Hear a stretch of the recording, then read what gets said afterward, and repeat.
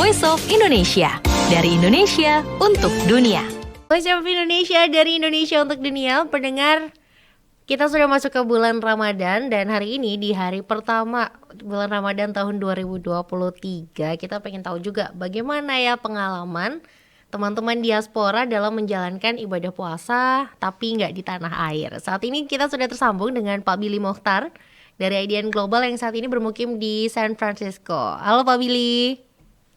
Halo, Ya, Bu selamat pagi Indah. Pak dari Selamat, Indonesia. selamat malam di San Francisco. Iya, Pak, di San Francisco sendiri ini kalau kita ngobrolin tentang bulan Ramadan, identiknya kan sama masyarakat Muslim pastinya. Masyarakat Mhm. Muslimnya di sana bagaimana, Pak? Banyak atau tidak? Dibilang banyak atau tidaknya relatif. Kalau bagi saya udah banyak, tapi kalau di compare di Indonesia ya sedikit sekali gitu. Tentu ya. Tapi kalau untuk ini kondisi situasi di sana sendiri dari lingkungan gitu, ini apakah mendukung juga untuk menjalankan bulan Ramadan beribadah dengan baik gitu? Insya Allah kita bisa melakukan dengan baik karena kita udah terbiasa ya di luar negeri ini. Memang kita mayoritas, tapi kita dikasih space di sini. Jadi spesialis semenjak setelah 9/11 dulu. Jadi orang udah tahu dengan Islam dan Muslim dan mereka lebih lebih apa namanya lebih toleran setelah itu. Jadi saya rasa kita bisa melaksanakan dengan baik. Kalau Pak Billy sendiri nih tinggalnya di dekat komunitas Muslim atau jauh? Oh, jauh. Jadi di lingkungan saya mungkin kira-kira radius 20 mile ya. Mungkin dua, dua keluarga. Oh berarti ini ya Pak Jadi ya ya, cukup cukup sedikit ya di sana ya. ya sedikit sekali. Ya, Untuk menyambut bulan Ramadan sendiri Pak, ini kan di Indonesia berarti hari Kamis sudah mulai berpuasa, di sana belum ya? hari besoknya kita. Oke Ya, nih, besoknya di waktu Indonesia. Untuk ya. kondisi cuaca sendiri sekarang di sana, apakah bisa mendukung nih orang-orang untuk menjalankan ibadah puasa? Kalau untuk ibadah puasanya sendiri sangat mendukung karena musimnya dingin ya. Jadi lebih lebih apa namanya lebih waktunya lebih pendek dan cuacanya mendukung sekali gitu. Tapi Un- masalah keluar itu agak challenge juga karena sekarang ini masih hujan ya, musim hujan. Nah, jaraknya kita ke misalnya ke masjid itu nggak dekat, jadi harus drive setengah jam gitu. Lumayan jauh dan dengan cuaca yang seperti itu agak jadi tantangan berarti ya Pak ya tahun ini. Iya, memang jadi tantangan, tapi kita pengen ketemu community Muslim di sini. Jadi anyway, walaupun hujan lebat, kita tetap jalan gitu. Semangat sekali berarti beribadahnya ya Pak ya. Iya, Untuk durasi puasanya sendiri Pak tahun ini di San Francisco itu berapa jam? kalau tahun ini jadi 13,5 jam jadinya. Tiga Jadi belas setengah singkat jam. ya. Cukup singkat ya dibandingkan di negara-negara lain. Iya. Dan kalau sudah memasuki bulan Ramadan sendiri, adakah pola keseharian yang harus disesuaikan lagi nih Pak dalam menjalani kegiatannya? Tentu kita harus sesuaikan. Biasanya kita ada makan siang, sekarang ini nggak ada makan siang. Karena di lingkungan kita, nggak maksudnya di tempat kerjaan atau di tetangga kita, nggak mengenal puasa. Jadi orang makan di depan kita atau beraktivitas minum atau gimana ya di depan kita, kita mereka nggak tahu bahwa itu kita lagi berpuasa. Itu aja challenge. Kalau dari orang-orang di luarnya sendiri Pak, banyak nggak sih Pak yang bertanya kenapa puasa gitu, atau mungkin muncul juga keingintahuan dari orang-orang di sekitar? Tentu, ini pengalaman saya dulu, kira-kira 15 tahun yang lalu ya, di kantor saya. Jadi saya berpuasa, terus teman-teman, dia bilang, kenapa kamu nggak makan siang? Udah biasanya 1 hari 2 hari, oke lah. Ini udah seminggu nggak makan-makan gitu. Jadi dia bingung. Dan saya merasa agak kurus juga kan, jadi kurus gitu ya. Nah itu mereka bertanya. Akhirnya kan setiap tahun kita kan, ya saya kadang-kadang kalau bulan bukan bulan puasa, badan jadi melebar kan. Nah habis itu dalam puasa, pertengahan puasa itu mengecil.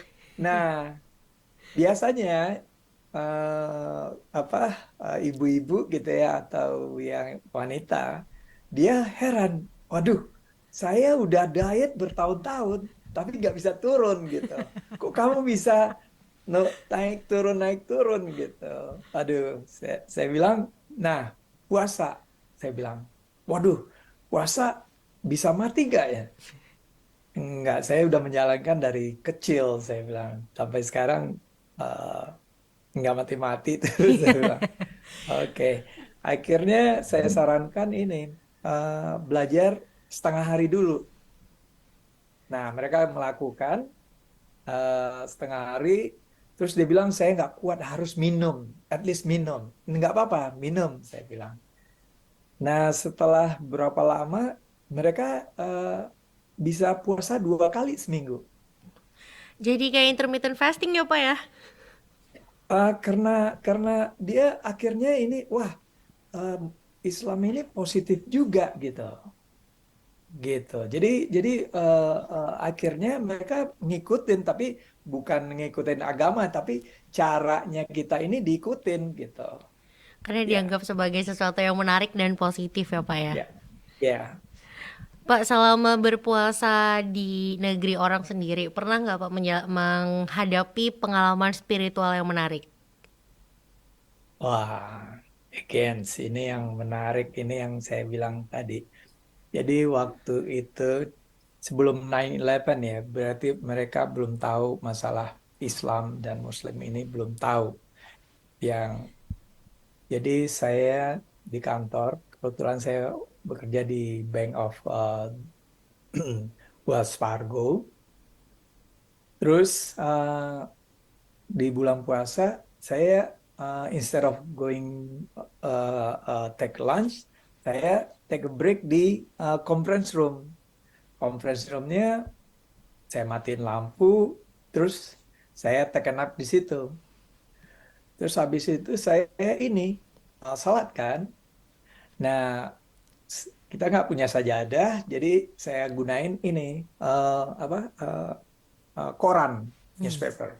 Saya taruh di lantai, terus saya lagi semayang gitu kan, sholat itu saya lagi rukuk, itu coworker saya lewat, dia lihat, kenapa si Billy itu ini baca koran kok bukannya di meja, kok di lantai itu. Terus saya sujud kan, lah kok lihatnya deket-deket banget gitu, gelap lagi. Terus akhirnya eh, saya kembali ke ini, saya nggak notice mereka ini bertanya, tapi mereka ngomong ke supervisor saya, manajer, itu si Billy kayaknya eh, kurang sehat, dia bilang. Terus pas saya masuk, eh, saya dipanggil sama manajer, Billy come to my office. Oke, saya masuk ke office. Kenapa? Saya bilang, duduk, dia bilang. Oke, saya duduk. "Eh, kamu ada masalah? Enggak. Kamu kalau mau kamu take a rest, maksudnya saya kasih kamu 3 hari stay home dan istirahat, dia bilang. Terus saya bilang, kenapa? Saya bilang, ya, sebaiknya kamu take aja. Kalau kalau kamu butuh lebih lama, saya kasih bisa perpanjang. Saya jadi bingung. Ini maksudnya apa? Terus, "Oh, kenapa? Kenapa?" Saya bilang gitu. Terus dia bilang, tadi coworker ini dia lihat kamu baca koran, kok kok bukannya di meja, kok kamu di floor, dia bilang. Oh, Saya bilang, saya lagi sholat. Saya bilang, what do you mean? Dia bilang, itu ya ritualnya Muslim gitu. Oh, apa tuh? Kepercayaan aliran apa? Dia bilang, itu Muslim, saya Islam. Oh, dia belum tahu. Oke. Akhirnya ya itu dari jadi pengalaman yang itu yang menarik. Dia pikir ya mereka belum pernah lihat orang sholat ya. Jadi akhirnya saya dibilang orang gila, gitulah istilahnya. Jadi kurang waras. Tapi Itu jadi agak pengalaman yang lucu ya menarik. Pak ya. Ya. Nah, untuk Pak Billy sendiri nih dalam bulan Ramadan sendiri, bagaimana mengoptimalkan ibadah puasanya di tengah lingkungan atau negara yang mayoritasnya non-Muslim seperti di US ini? Oh, oke.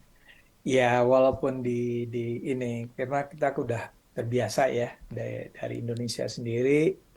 Kalau Ramadan, bulan puasa, kita berpuasa dan semua keluarga berpuasa gitu kan. Jadi walaupun lingkungan kita ini memang kita minoritas, tapi kita dikasih space Kak sama mereka. Jadi saya rasa nggak ada halangan untuk melaksanakan ibadah, berpuasa sendiri, dan jangan mengharap orang akan stop makan di depan kita. Enggak. Jadi kitanya lebih lebih apa namanya lebih lebih challenge itu aja. Jadi Harus kita beda yang di Indonesia menyesuaikan kan gitu ya Pak ya. posisinya di Indonesia kan orang sekitar kita nggak ada yang makan, Mm-mm. ada eh, salat rame-rame. Kalau ini enggak, kita aja yang salat, kita aja yang puasa, yang lain enggak. Itu aja. Pak, tadi juga kan disebut kalau mau pergi ke masjid juga itu kan harus menempuh perjalanan yang cukup panjang. Tarawihnya gimana Pak kalau di sana? Jadi kalau weekdays, kalau hari biasa ya, maksudnya itu kita terawih di rumah sama keluarga, tapi weekend Sabtu Minggu kita ke masjid. Nah, disitulah kita ketemu dua dua hari seminggu di masjid. Jadi kita ada buka puasa di situ, terawih dan segalanya. Jadi Jadi ngumpul pulang-pulang ya Pak sampai ya. jam setengah 12 biasanya. Jadi wah ya puas. Pak, untuk selama bulan Ramadan juga kan kalau di Indonesia kita banyak tradisi, ada makanan yang khas itu. Ada yang dirindukan nggak Pak? Oh pasti. Jadi di antara kami ya, di antara komunitas ini bukan orang Indonesia aja. Jadi ada Pakistani, ada macam-macam ya, orang hitam dan eh, apa Istanbul ya, Turkish ya. Jadi masing-masing kita kayak potluck kita. Kita bawa makanan khas kita yang menarik, yang khas lah dari Indonesia, yang masakan Indonesia itu kita bawa. Nah mereka juga gitu. Jadi kita share.